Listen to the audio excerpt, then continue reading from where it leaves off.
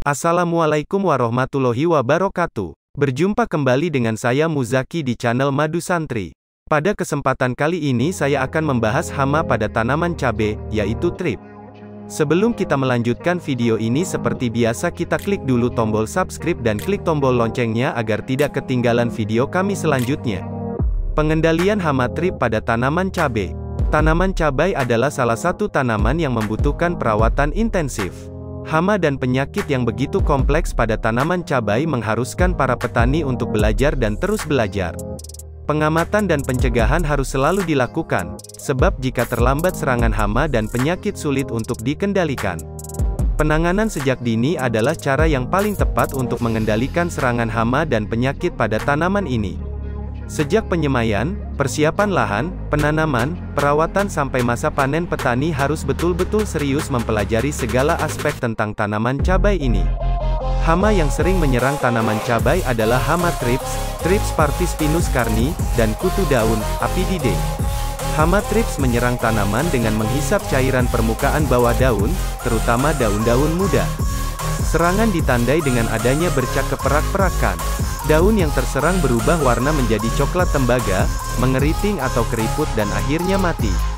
Pada serangan berat menyebabkan daun, tunas atau pucuk menggulung ke dalam dan muncul benjolan seperti tumor, pertumbuhan tanaman terhambat dan kerdil bahkan pucuk tanaman menjadi mati.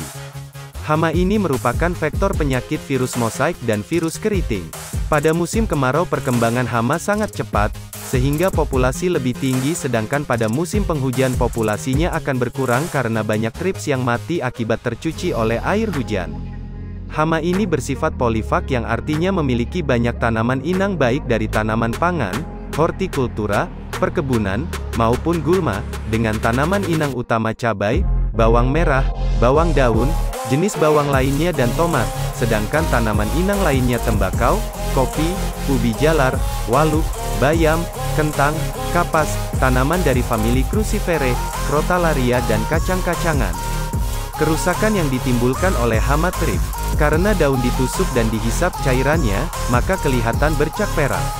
Bila serangan hebat, warna daun berubah menjadi coklat sehingga daun tidak dapat melakukan proses fotosintesis lagi. Sehingga tanaman akan mengalami gangguan pertumbuhan. Cara pengendalian.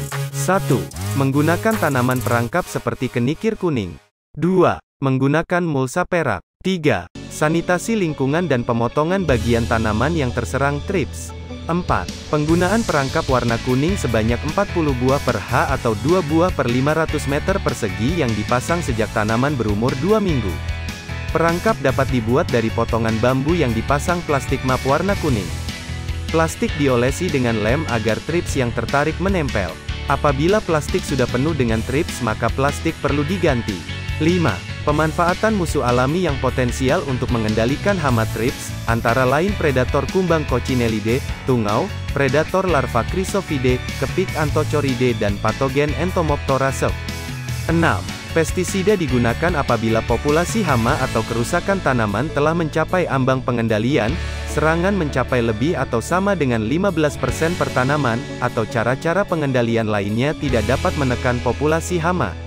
Nah pemirsa, demikian video mengenai hama thrips pada tanaman cabai. Semoga dapat memberikan manfaat bagi pemirsa di rumah.